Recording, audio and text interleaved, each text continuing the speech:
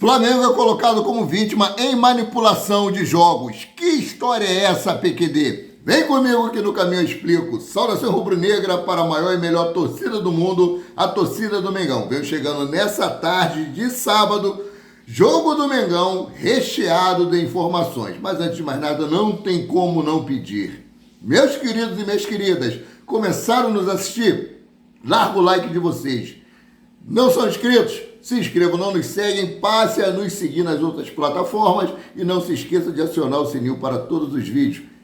Isso é muito importante para vocês ficarem informados sobre tudo o que acontece nos bastidores do mais querido canal Paraquedista Rubro-Negro. Começar com uma notícia boa para quem mora aqui na zona oeste do Rio de Janeiro, principalmente na área de Bangu e Padre Miguel. O Sub-20B do Flamengo joga contra o time do Bangu no estádio Moça Bonita às 10 horas da manhã. Transmissão da Flá TV no YouTube. Não percam, jogaço de bola. Venham prestigiar os nossos garotos do Sub-20, né? Agora vamos falar sobre Flamengo e Cuiabá. Flamengo realizou o último treino ontem à tarde no CT Ninho do Urubu, com foco total no jogo contra o Cuiabá pela 15ª rodada do Campeonato Brasileiro. Jogo esse que será realizado às 20 horas no Maracanã. Transmissão Premier Pay-Per-View. Esse jogo não vai passar na TV aberta. Lembrando que às 22 horas tem o jogo da Seleção Brasileira contra a Seleção do Uruguai. Seleção do Uruguai está sendo aí a franca favorita para esse jogo, mas o Flamengo Seleção Brasileira pode surpreender e mandar os nossos uruguaios de volta. Eu vou estar torcendo para que o Uruguai perca para a Seleção Brasileira. Nós tenhamos aí Arrascaeta, Matias Vinha, Nicolas de la Cruz, Guilherme Varela de volta ao elenco rubro-negro para darmos continuidade a esse campeonato brasileiro tão importantíssimo para a gente, né? E na movimentação de ontem, antes da partida contra o Cuiabá, Pedro participou sem limitação e será titular contra o Cuiabá hoje, pela 15ª rodada do Brasileirão. Diante do Atlético Mineiro, o artilheiro do campeonato foi poupado e entrou apenas no segundo tempo por conta de dores na perna. E deu aquele passe primoroso para o Bruno Henrique fazer o 4º gol do Flamengo na goleada aplicada contra os Galo. Depenou o Galo. Sendo assim, Pedro não será problema. E dessa forma, a Tite deve escalar o time da seguinte forma: Rossi, Wesley, Fabrício Bruno, Davi Luiz e Ayrton Lucas, Alan, Eric Pulgar, Gerson, Luiz Araújo, Bruno Henrique e Pedro. Portanto, Carlinhos, escolhido contra o Atlético Mineiro e autor do segundo gol no 4-2 em Belo Horizonte, volta ao banco de reserva. Lembrando, Gabigol treinou normalmente com o elenco ontem, mas não foi relacionado para essa partida. Flamengo, mediante ao que disse o seu representante, o staff do jogador, que está procurando um clube para que ele possa sair do Flamengo ainda nessa janela de transferência, para que ele não atinja o número máximo de 7 jogos. Então o Flamengo preferiu poupá-lo. Outra boa notícia do treinamento de ontem foi Igor Jesus. O volante também participou sem restrições, assim como na quarta-feira, e deve ser relacionado por Tite para o jogo com o Cuiabá. O atleta está recuperado de entorse no tornozelo sofrido contra o Grêmio no dia 13 de junho. Então, essa é uma das boas notícias. E a outra boa notícia é que ele está voltando. Cebolinha está cada vez mais perto de voltar aos campos. O craque iniciou o processo de transição junto à fisioterapia. Está cada vez mais próximo de reintegrar o elenco do Mengão. Ele deve estar à disposição do Tite para o jogo de quinta-feira. Nós falamos sobre isso depois, né? Agora, lembra daquele caso do influencer tal de Catatal? O Catatal, vascaíno, que na derrota do Vasco por 6-1 para o Flamengo, veio nas redes sociais falar um monte de impalpérios, principalmente com relação ao acidente ocorrido lá no CT Ninho do Urubu, que vitimou os 10 jovens, né? Então aqui, ó. Flamengo processa influenciador vascaíno que, após derrota por 6-1, proferiu acusações graves contra o clube e seus dirigentes em relação à tragédia do Ninho. O Flamengo solicita uma indenização de pelo menos R$70 mil. Ou seja, Catatal, vai sair caro tu vai chorar por ter falado besteira. Não pode misturar futebol com outros assuntos, né? Então, seguindo aqui, meus queridos e minhas queridas, aquilo que eu venho falando sempre nos nossos vídeos com relação ao Palmeiras está sendo beneficiado pela tabela do Campeonato Brasileiro. O Palmeiras jogará pela 8ª vez consecutiva após Flamengo no Brasileirão. Olha só, o balanço do primeiro turno. Ó. Nas 19 rodadas do primeiro turno, Palmeiras entra em campo sabendo do resultado do Flamengo em 14. Ou seja, 5 jogos apenas que ele não entrou junto com o Flamengo, depois do Flamengo. Nesses 5 aqui, ou entrou junto ou entrou um pouquinho antes. Mas são 14 jogos o Palmeiras entrando sempre sabendo o resultado do Flamengo. Está sendo beneficiado ou não? Ainda não foi divulgada a tabela do segundo turno para nós vermos aí como é que está essa situação. Mas sabemos que a CBF faz de tudo para beneficiar o Palmeiras e também a arbitragem.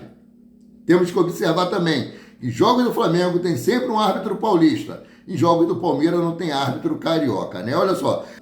Lembrando que nos últimos 8 anos, Flamengo e Palmeiras vêm disputando ponta a ponta o Campeonato Brasileiro. São grandes protagonistas. E mesmo com a Confederação Brasileira de Futebol, a dona CBF, tendo ciência da disputa, o time paulista tem uma pequena vantagem no campeonato de 2024 e entra em campo quase sempre ciente do resultado do Mengão nas rodadas.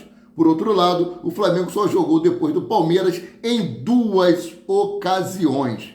Olha só que imensa desvantagem. Você entrando, sabendo o resultado do seu adversário, que briga pelo título junto com você, você já entra com uma maneira diferente, ou entra mais tranquilo, ó, o time empatou. Então, nós vamos fazer uma forcinha aqui, tal, o time perdeu. Pô, vamos entrar tranquilo, porque perdeu, a gente não precisa exigir muito dos jogadores, a gente pode usar uma estratégia diferente, mas, meu irmão, é ou não é desvantagem para o Flamengo isso? Então, seguindo aqui e mudando de assunto, o vice-presidente do Flamengo pede demissão na Gávea, meus queridos. Na sexta-feira ontem, dia 5, Rodrigo Totti pediu para deixar a vice-presidência de finanças do clube. O motivo é as eleições do rubro-negro que acontecem no fim de ano.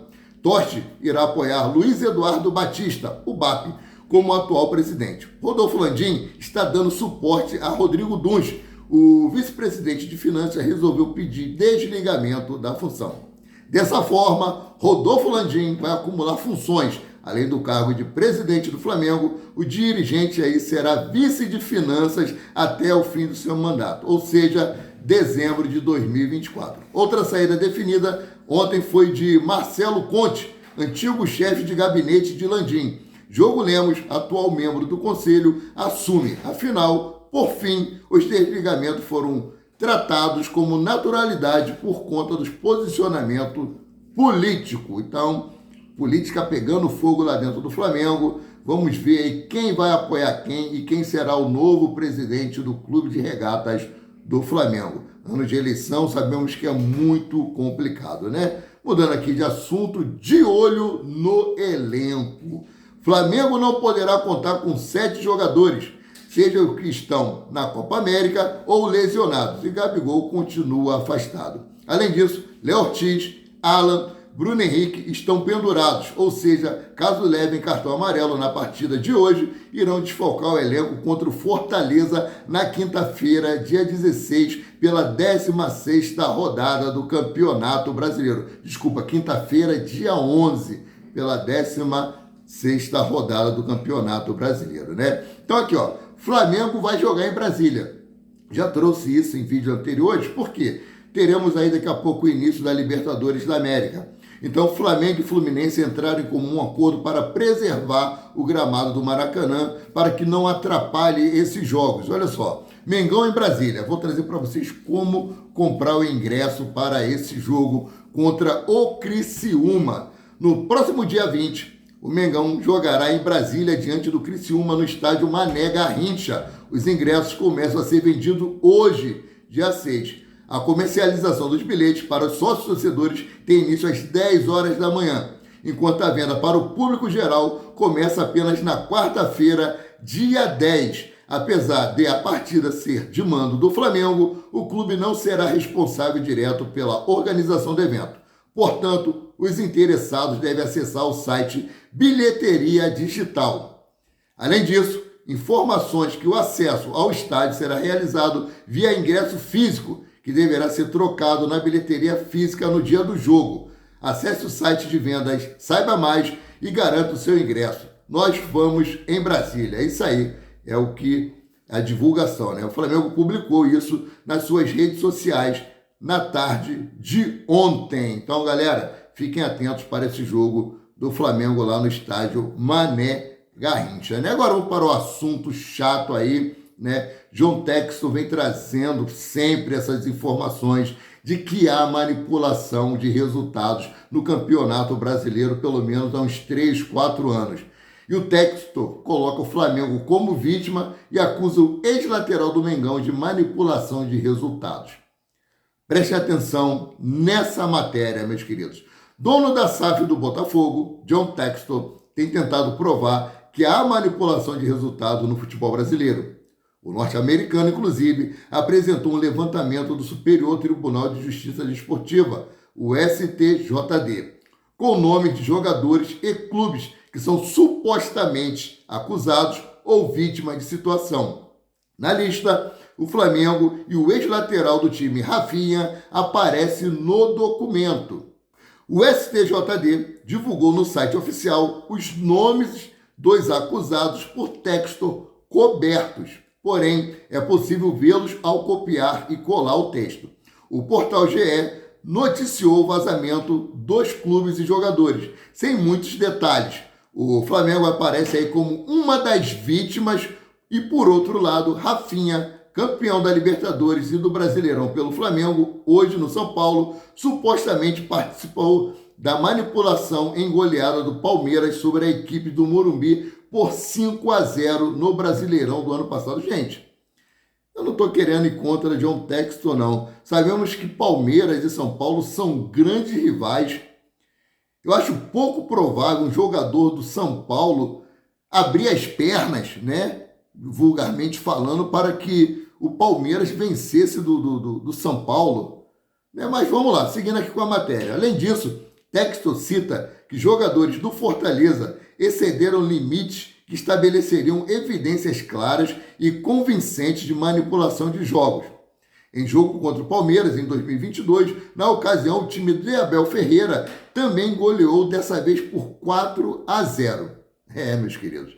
Na quinta-feira, dia 5, o auditor Mauro Marcelo de Lima da Silva, do STJD, pediu que Textor seja suspenso por 6 anos do futebol e multado por 2 milhões pelas acusações sobre manipulação no futebol brasileiro. Afinal, até o momento, porém, o dono da SAF do Botafogo não conseguiu convencer os jogadores sobre essa manipulação, né? E na sexta-feira, aí, então, o auditor pediu a punição do dono da SAF do Botafogo e também uma multa de 2 milhões de reais.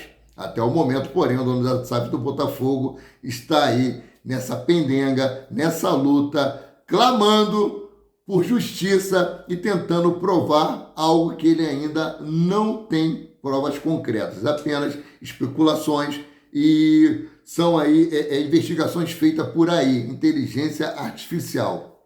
Vamos ver como é que vai ficar essas acusações, se realmente vão conseguir provar alguma coisa e se vão ser punidos os supostos nomes aqui divulgados por John Textor, né? Flamengo é citado como um dos prejudicados. Sendo assim, eu fico por aqui, voltando a qualquer momento com mais notícias sobre o rubro-negro mais querido e mais amado do Brasil e do mundo, o Clube de Regatas do Flamengo. Saudações!